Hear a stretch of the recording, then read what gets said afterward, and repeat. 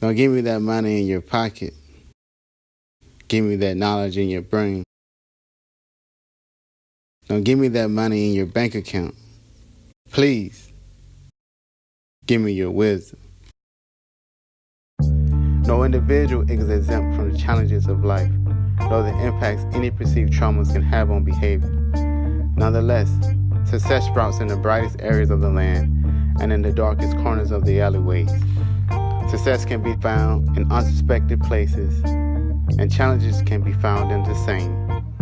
This documentary explores the history and behavior patterns of healthcare workers and marginalized members of society in regards to creating and achieving goals and navigating this thing called life that none of us can escape. It uncovers what makes people thrive despite circumstances, and through their stories, inspire future generations to persevere. When you first started, did you ever see yourself where you are right now? No. No, you didn't. No. I started with nothing. You're part of something that is focused on community and service and kind of bearing witness to the suffering of others.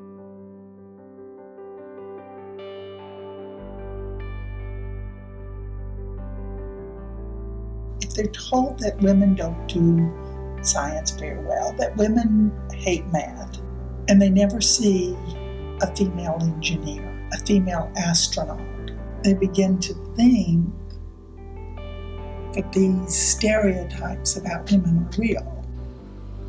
I wasn't exposed to it, so I never gave it a thought. You would have talked to me 5 years ago, I would have had no idea that I would be here. Wouldn't have occurred to me.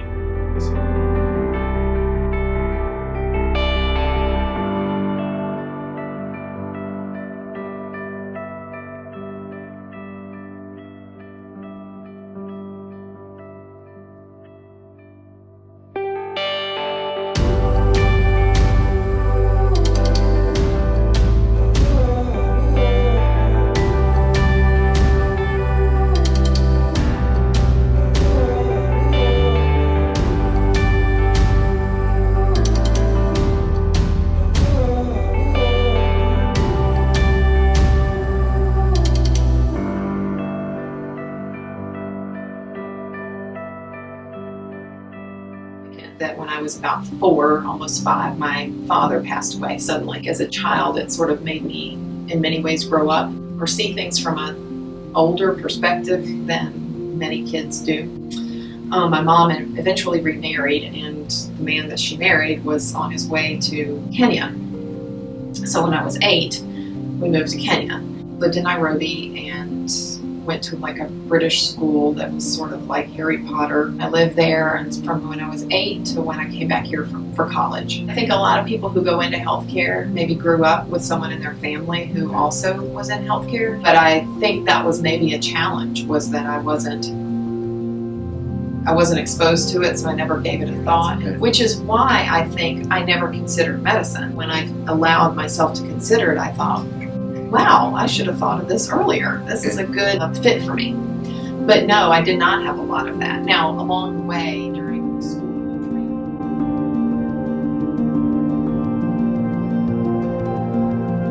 We all know people that, wanted to be a doctor from the age of 5, right? Or they wanted to be a lawyer from the time they were 6 years old, and that's all they did. They just followed that path. I never had that. I always was sort of like, I don't know, I could do this, I could do that. How do you choose, right? I grew up on a cattle ranch in a very sort of small rural area in northern Alberta in Canada. And so my dad was a farmer and my mom was a homemaker. So it definitely wasn't kind of following in the family footsteps at all. As a kid from a rural area, I didn't have a lot of, I would say, guidance around what kind of careers were available or what was out there. It was sort of just, I got into college and then it was like, okay, I'm just going to figure it out from here. And we didn't even have a guidance counselor at my high school. So it was really just like, just go to college, you'll figure it out. And so that's what I did. I think I identify with that first generation college student in a lot of ways, because I think that the thing that they have in common is they don't really know what to do when they get into college. They don't know how to access the resources or how to take advantage of all the opportunities that are there. I sort of learned that more towards the end of my education, how to start to take advantage of opportunities like for networking or for getting internships. And I really wanted to be in an industry where I was going to be helping people. And healthcare seemed like a way to do that, and also, to still be able to take care of myself also. I think that there's these certain qualities that you can cultivate that help you along the way. It's this Stanford professor, he talks about, it's called planned happenstance theory, where you don't necessarily have a plan or know where you want to be, but if you cultivate certain kind of qualities of character, then that will help you and ensure that you're successful. So you don't have to know what you want to do. You don't have to know where you are going to be in 5 years or 10 years. I think those questions are kind of silly anyways, because we can't predict. Yes. But we can have some idea, and then as long as we're open and flexible and persistent, we'll get there. Okay. You'll get somewhere.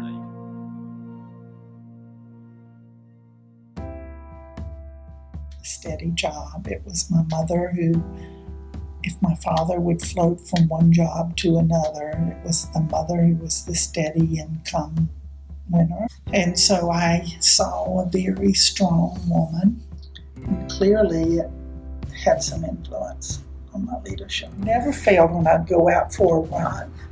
Would be about the first half mile. Inevitably, the first half mile I would go, I just really don't feel like running today, and I'm not going to be able to go 6 miles today, and I think I'll just turn around and go home right now. And you just push through it and keep going for that goal.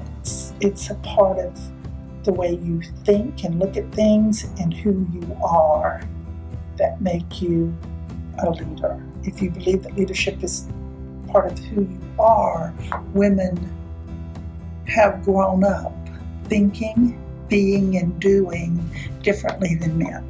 It begins early on.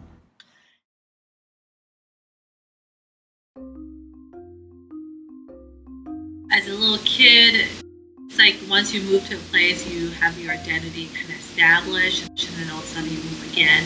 So learning how to let go of a strong identity and being okay with uncertainty, that was very hard. But The path taken towards a goal often embeds a journey of hardship and challenges. For life is destined to bring challenges. I'm from a single parent home with 4 sisters. I started with nothing. I'm from a very rural county called Burke County. And so there you wouldn't really see any African Americans in professional roles such as nursing. My mother was basically just a hard worker who worked in a factory. When I was in high school, I had a nursing professional who came to us from the Army, and that was the first experience I had seeing someone of color who was in a nursing profession. So she motivated me to become a nurse.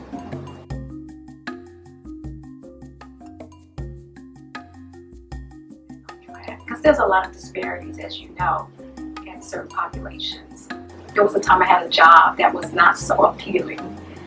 And so I knew from the 3 months that I worked that job that I really needed to go and get an education. I was the first in my family to go on to receive a bachelor's degree or any higher education, to go on to obtain a bachelor's degree, to go on to get a master's degree, then a doctorate degree, and then the backtrack and get a postmaster's degree in psychiatric mental health nursing has made a huge difference.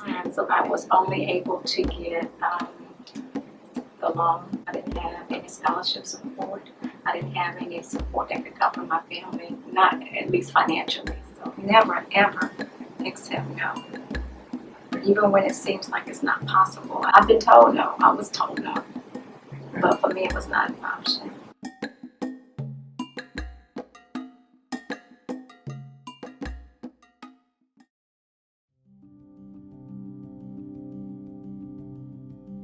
You have to have that passion and that heart for what you do.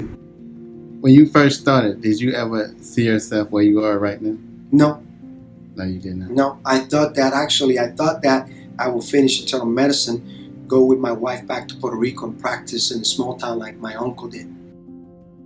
But once I got involved with the federal government and specifically with the VA, I saw that as the coordinator of urgent care 20 plus years ago, I was able to impact about 100, 120 patients every day.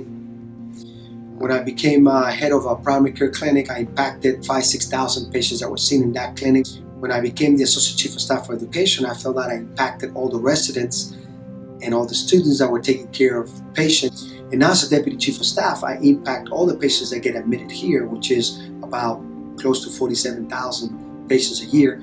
When I started doing that, then I said, what can I do in order to impact more lives? In this case, the lives of veterans. And that's what got me into healthcare management, healthcare leadership, and then went for my MBA, got my certification, and continued to try to grow to whatever it is. Raise your hand and said, I volunteer. I want to be, because number one, they'll see your interest, they'll remember your name, and you will learn from that experience. There should never be no in your vocabulary. There might be a challenge, but always look at the challenge as an opportunity and never give up, and no matter the challenges or the obstacles, to find a way to accomplish that goal.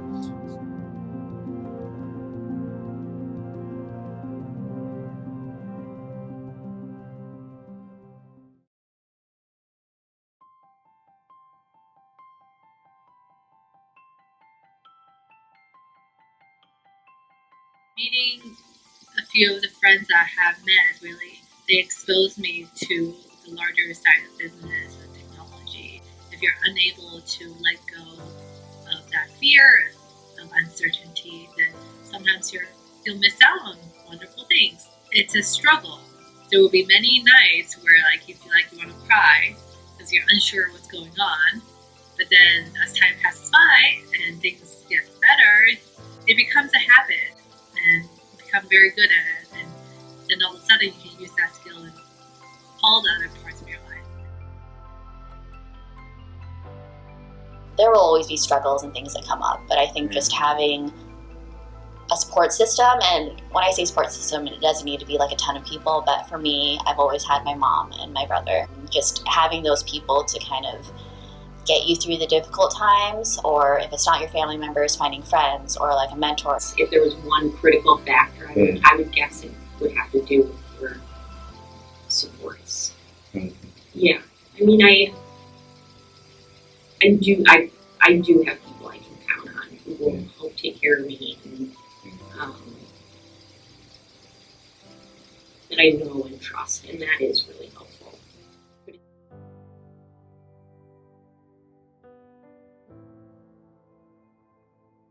In my job, I work with individuals with mental health issues and do assessment, diagnosis, and treatment, and try to get them through some difficult times. Born and raised in California, to refugee parents from Cambodia, also parents who are divorced, parents who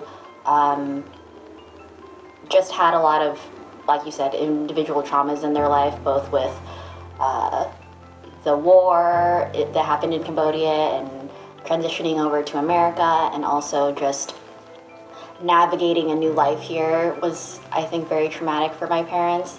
And then ultimately my mom ended up becoming a single parent, and I think that had a lot of hardships in and of itself, raising two kids by yourself. So I think a lot of those things combined kind of led to a lot of effects in mental health in particular. So it's being like the first person in my family to go to college and to go to grad school.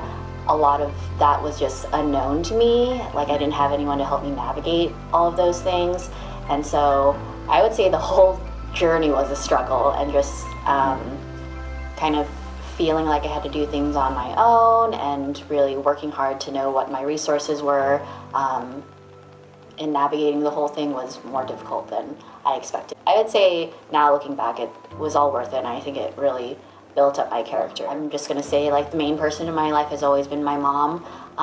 Understanding where she comes from as a refugee and as a single parent and as somebody that owns her own business and raised 2 children on her own, I think that she's always showed me what strength and what resilience is. If ever I had personal difficulties or, questioned my ability to overcome something, I just kind of reflected on her journey and the fact that she was able to do it, not always gracefully, but she always made it to the other side okay. She probably got it from her mom too, because her mom raised, how many children?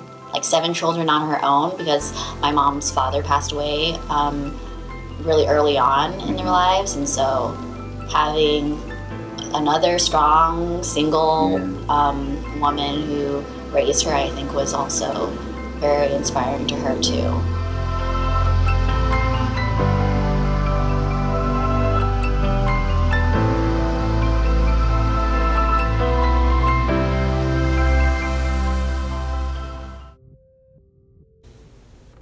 It does not matter what hand we are served. We are not playing cards. The battle is never over. We can never throw our hands. Giving up is never an option. And resilience is a pre-selected requisite. Because every day is a war, and every breath is worth fighting for.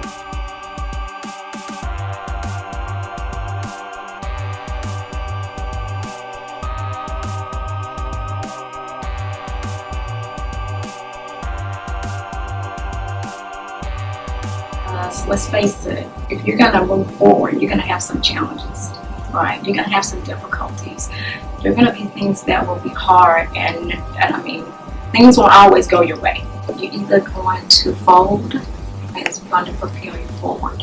You can't be wishy-washy. You got to know what you want. Anything that you decide to do, if there's not a passion and it doesn't make you happy, then your heart's not going to be on it. Being persistent and being optimistic. I was optimistic that something would work out if I just kept at it, and then the persistence part where I would just keep going despite the setbacks. There is no one goal that you can finally say, when I'm here, I'm going to look back and say, I made it. Every step along the way, take advantage of it. For all the bad, there's a lot of good. You have to see someone doing something and feel it in your inner core that you want to learn to be like that person. And in order for you to be happy, make other people happy, you have to have that passion and that heart for what you do. I believe in being very, very confident. You have to be self-motivated, and self-motivation comes within. If you can believe it, you can achieve it. Always seeking out new things, new opportunities, just asking lots of questions. Hey, what are you doing? What are people doing in this side of the field? How can I get into mental health? What opportunities are there? Just kind of continuously being curious and asking those questions. So, maybe an opportunity didn't fit exactly with what I wanted to do, but it was sort of like related.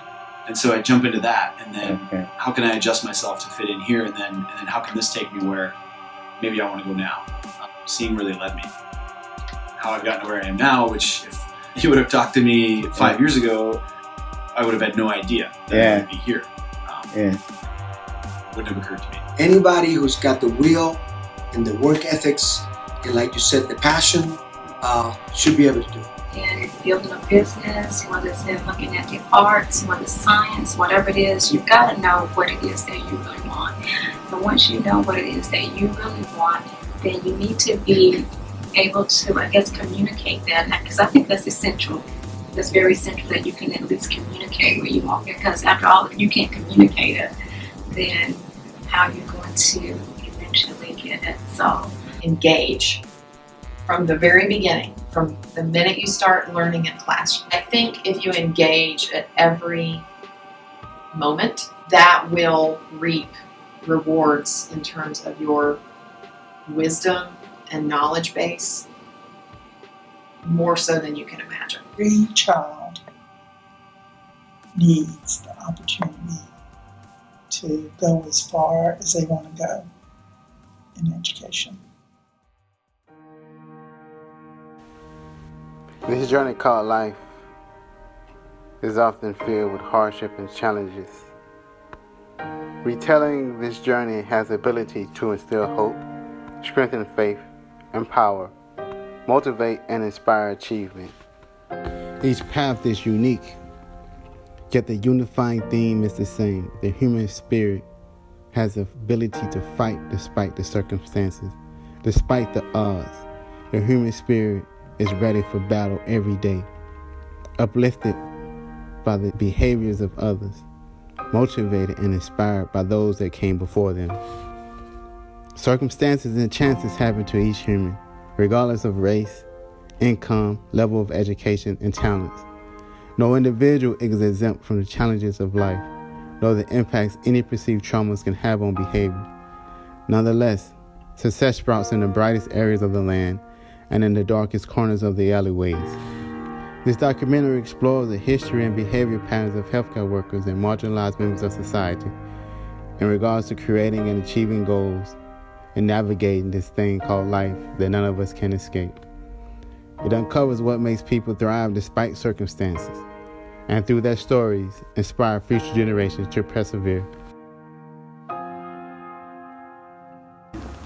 I just want to say thank you for being a part of our film project.